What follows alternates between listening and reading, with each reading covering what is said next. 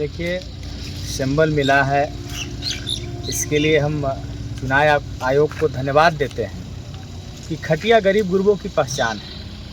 आज भी खटिया जो है गरीबों के यहाँ सम्मान का प्रतीक है। कोई मेहमान जाते हैं तो आज भी दरवाजे पर खटिया निकाला जाता है।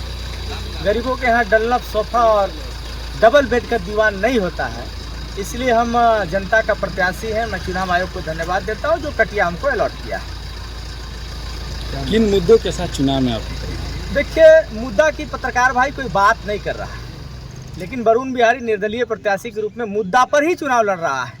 किसानों के सवाल पर बात कर रहा है कि हमारे नौजवानों का पलायन कैसे रुकेगा, हमारे मजदूरों के हाथ में काम कैसे मिलेगा, हमारे किसानों के खेत में पानी कैसे मिलेगा। दर प्रतिदिन जो भवनाथपुर विधानसभा में प्रत्येक दिन डेड बॉडी किसान मजदूर दलित का आ रहा है, पिछड़ा समाज का आ रहा है, अल्पसंख्यक समाज का आ रहा है, इसका जवाबदेह कौन होगा? इन सभी सवालों को लेकर के हम इस चुनाव मैदान में हैं।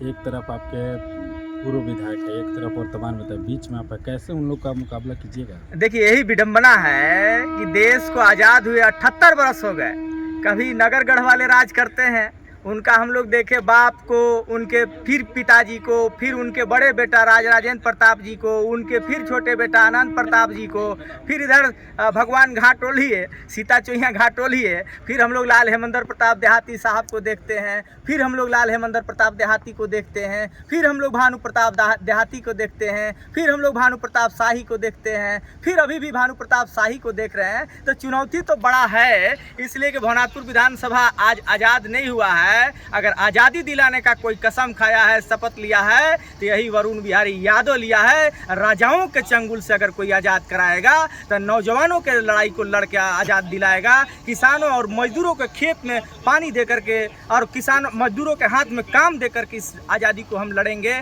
और किसानों को होठों पर मुस्कान लाने का काम करेंगे, नौजवानों के हाथों में काम देने का काम करेंगे। हम अपनी माँ बहनों के ललाट पर खिलखिलाहट देने का काम करेंगे, नौजवानों के सीना में खुशी का लहर देने का काम करेंगे। साथियों, आप लोग जानते हैं कि राजा और भानु तीसरा विकल्प का कोई विचार ये लोग नहीं करता है, दुगोला करता है। दुगोला आप लोग भोजपुरी में जो देखे होंगे, दुगोला हमेशा से ब्यास लोग करते हैं।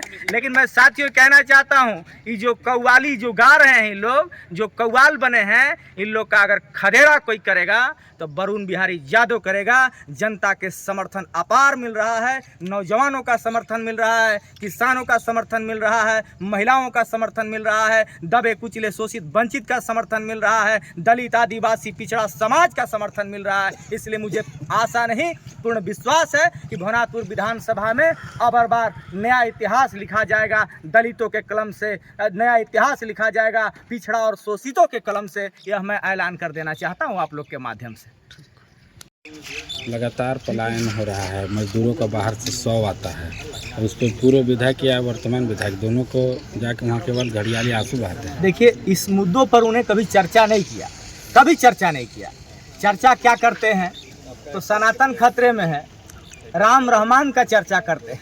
ये चर्चा नहीं करते हैं कि हमारा नौजवान कैसे भेड़ बकरियों की तरह ट्रेन के टॉयलेट रूम में, लेटरिन रूम में, फर्शों पर सूत के वह जामनगर, गुजरात, हैदराबाद, चेन्नई, बेंगलोर, चंडीगढ़, पंजाब, हरियाणा जाता है, लखनऊ जाता है और उधर से बदले में उसका लाश आता है। नई नवेली दुल्हन का मांग का सिंदूर उजड़ जाता है, बूढ़ा माँ बाप का गोद सुना हो जाता है। अगर मैं आदमखोर विधायक कहूँ तो मुझे अपराध नहीं है इन शब्दों में कहने के लिए, ताकि हम लोगों ने 15 साल से आपको एमएलए बनाया और आपने हमारे नौजवान भाइयों का खून का प्यासा है। लगातार आप जो है हमारे नौजवान भाइयों का लाश आ रहा है, और लाश किसका आता है पता है? कोई सिंह जी, शाही जी, देव जी, दुबे जी, चौबे जी, शुक्ला जी, त्रिपाठी जी, पांडे जी, झा जी, तिवारी जी का आता है क्या? आता है दुसाद का, चमार का, भुइया का, गणेरी का, कोयरी का, कुम्हार का, लोहार का, नुनियार का, जसवाल का, सुंडी का, तेली का, अंसारी का, दर्जी का, खलीफा का, मोइन का, मदारी का।